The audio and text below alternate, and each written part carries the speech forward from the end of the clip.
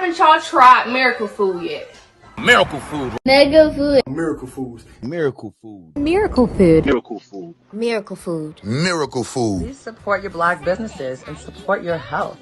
This is a tool to genuinely heal people. It's through the roof. I feel like I'm low-key levitating in this bitch. This should be in your cabinet. It's Mike Ross, also known as Mike on the Mic. He's getting ready for his upcoming 2022 comedy run. He'll be kicking it off at Bitty Brand's Stress Factory Comedy Club.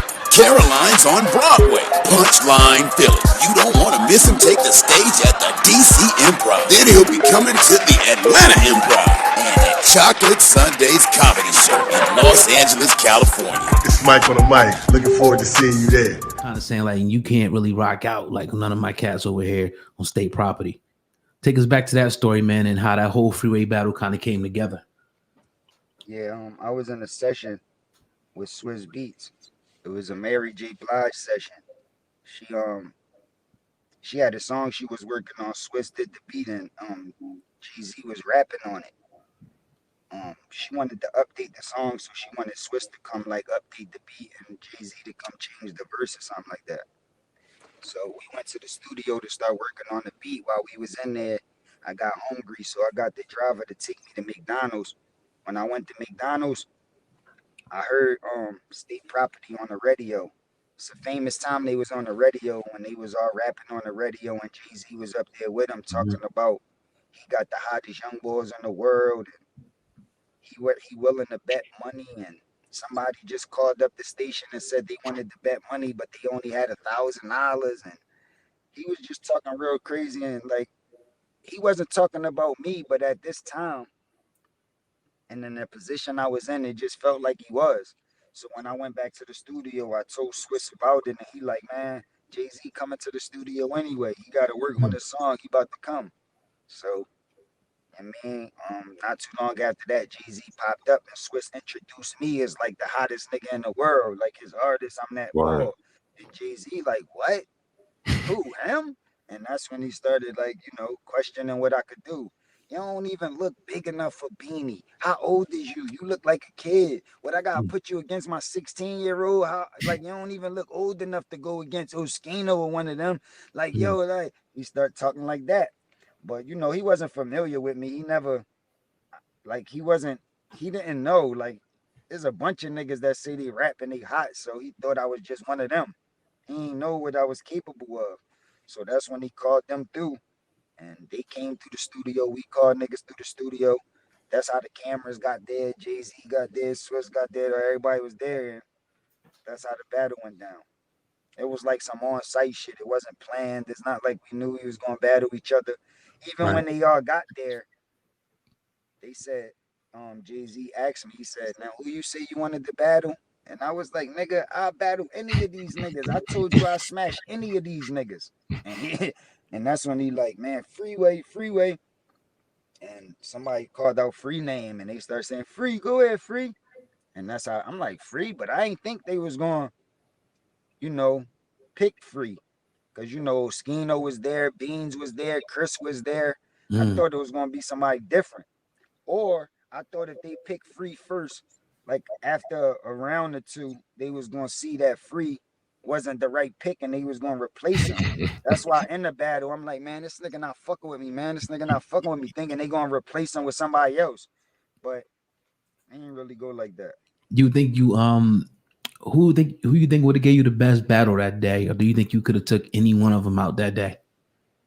I was prepared to battle all of them that day.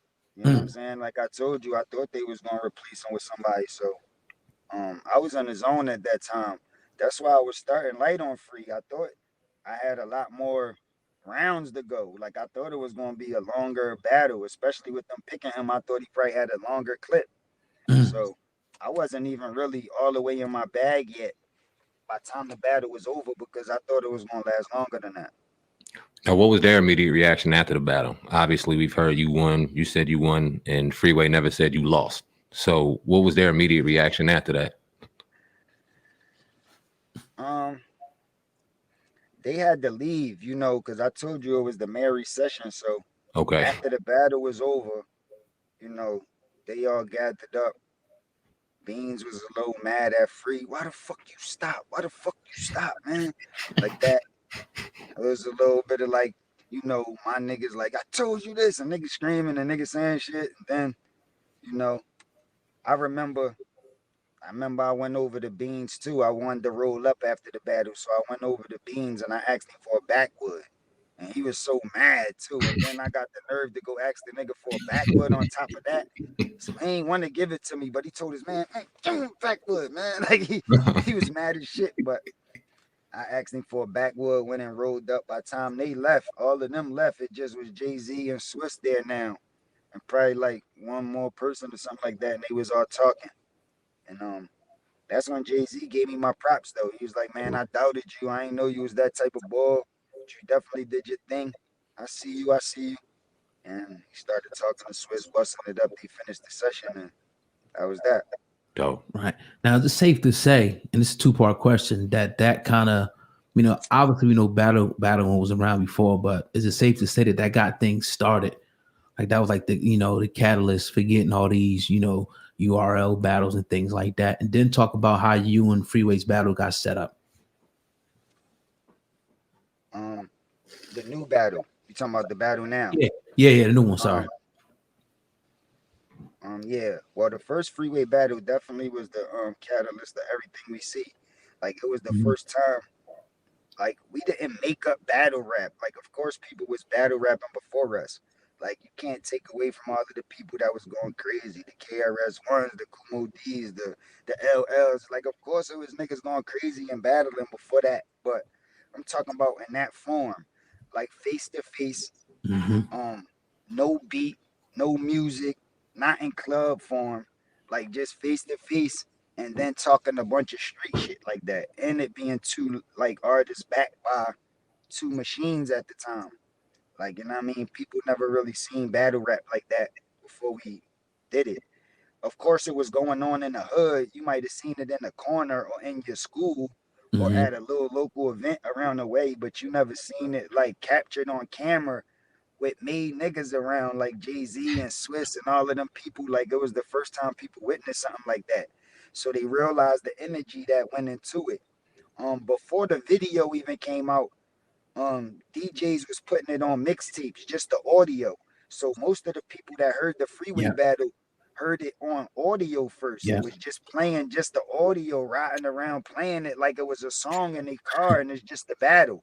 So that's how you know how much of an impact it made on the culture. And then once the video came out, because this before the YouTube days, this before social media, this before when it first came out, it was on VHS tape. So that's how old you know it was. It was on VHS tape when it first dropped, before even DVDs. So, I mean, it's historical when people wasn't able to see it, but the word of mouth, just hearing about it, even if you ain't see it, you heard about it. Somebody told you, yo, you got to see it. And it's just like, just that feeling and the energy that it created, it made people realize that we could get money off this. We could start leagues. We could start figuring out ways to capture this and get money, because people definitely entertain and want to see this type of, this type of energy. And then I'll talk about how it got started, the new battle. And then was that you exclusively break that news here on Hip Hop Uncensored, or you told somebody that before? What, that I'm battling Free? Yeah, the new battle. Well, we announced that there was a Drake card not too long ago that URL threw in Cali. And me and Free, we came on stage together and announced that we was going to battle. Dope, I missed that. We haven't dropped like a flyer yet. We haven't dropped the date or the location. We haven't did any promo since then. So that's the only time people heard about it, so they know it's coming, but it hasn't been any updates and no details yet. What? So this new battle got done because the URL they hit me up and they wanted to lock me back in, because the last battle I had was with ARP. That's a different league. When I battled Hitman Holla, so that was a different league, and it made history. It did crazy astronomical numbers. So the URL wanted that energy back over there, so they wanted to get me back. And when they give me the money that I asked for, I tell them that they could pick whoever they want me to battle. So it was their decision to pick Free. It's not like I just wanted to battle Free or something like that. Again, it's like I gave them the decision to pick whoever they wanted to pick, and they decided to pick Freeway. And that's gonna be done in Philly? We ain't announced the location yet, so I'm not sure. Okay. To introduce the show, when I sent this to Sam, asked, oh God, that nigga said, oh God, you the man, Cass. I spit white like a clan mask, and I'm a hustler. I could stand out on the beach and sell sandbags. Some things can't last, but this ain't just a podcast. This is Sam Ant and oh God, Cass. Hip hop uncensored is the vibe, so subscribe. Hip hop uncensored is the vibe, so subscribe. Oh God, driving Sam Ant riding passenger side, and you heard it out the mouth of the greatest rapper alive. Hip hop uncensored is the vibe, so subscribe. Hip hop uncensored is the vibe, so subscribe. Oh God, driving Sam Ant riding passenger side, and you heard it out the mouth of the greatest rapper alive. Go gang.